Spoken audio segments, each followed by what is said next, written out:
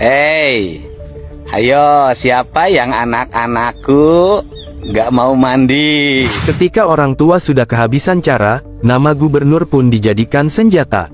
Pemirsa, belakangan ini media sosial diramaikan dengan video-video lucu sekaligus menggelitik. Dalam rekaman itu, sejumlah anak terlihat langsung menurut, bahkan takut, ketika orang tua mereka berkata, "Kalau nakal, mama laporin ke Pak Dedi, ya." Sekilas terdengar lucu dan seperti gurauan biasa. Tapi nyatanya, pendekatan ini cukup efektif bagi sebagian anak. Nama Gubernur Jawa Barat, Deddy Mulyadi, kini tak hanya dikenal karena program-programnya, tapi juga karena auranya yang menakutkan bagi anak-anak yang nakal. Ada yang bilang, ini semacam mitos baru.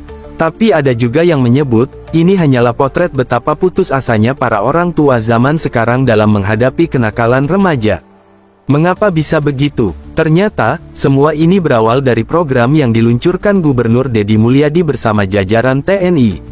Sebuah gebrakan yang cukup kontroversial, yakni membina pelajar bermasalah dengan sistem pelatihan ala militer di barak.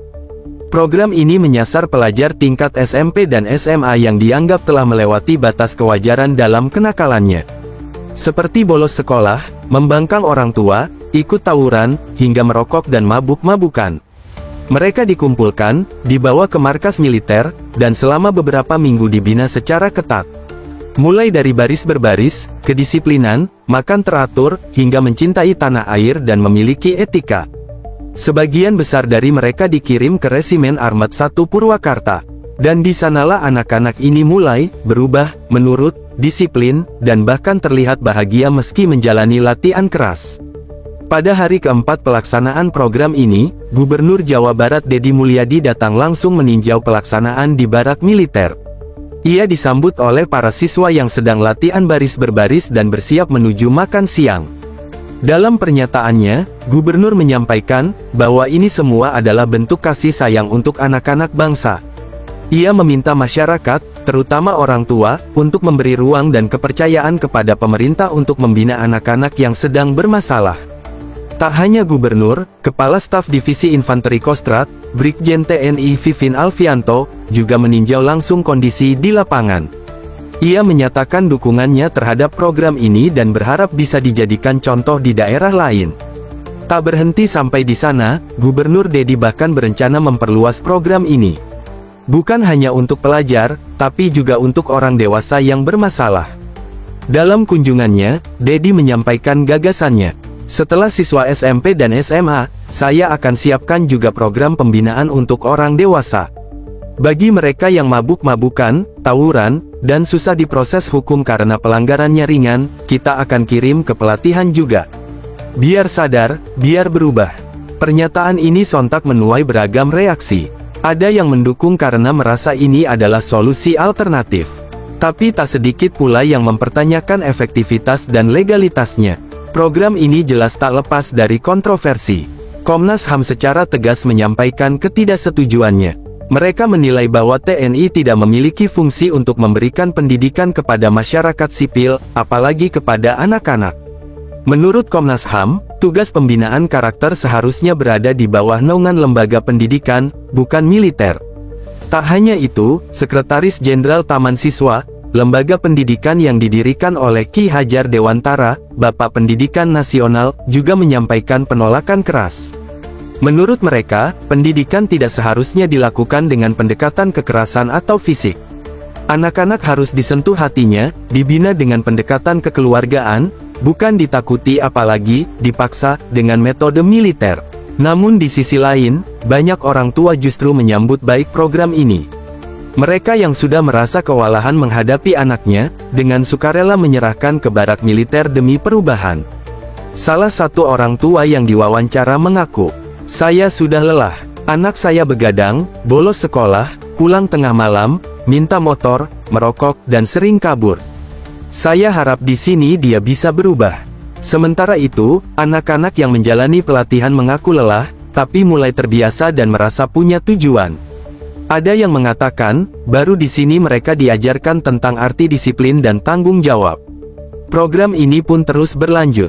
Gelombang demi gelombang siswa bermasalah terus dikirim. Terbaru, ada 29 siswa SMA dan SMK dari Purwakarta, Subang, dan Karawang yang diberangkatkan ke Rindam 3 Siliwangi di Bandung.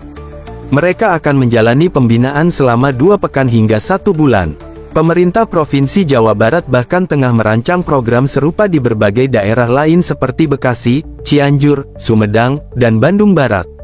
Kini yang menjadi pertanyaan besar adalah, apakah program ini benar-benar akan efektif dalam jangka panjang?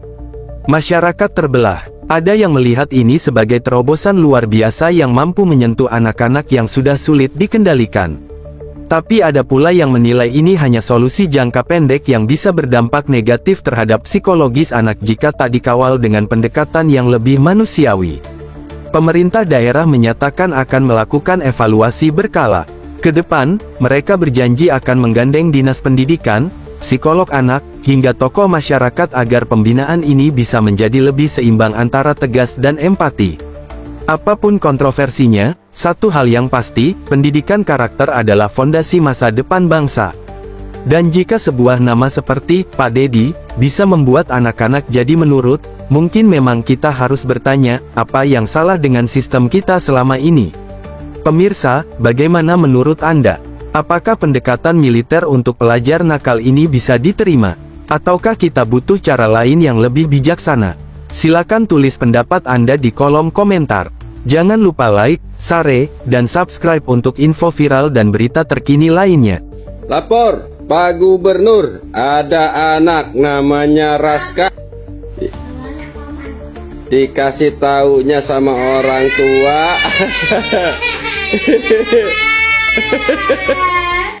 Kalau nggak nurut, cek Pak Dedi naon? Bikin kasar.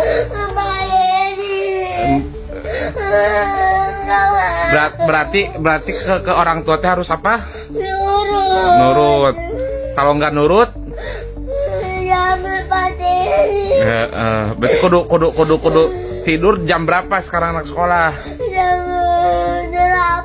8. Harus nurut ya.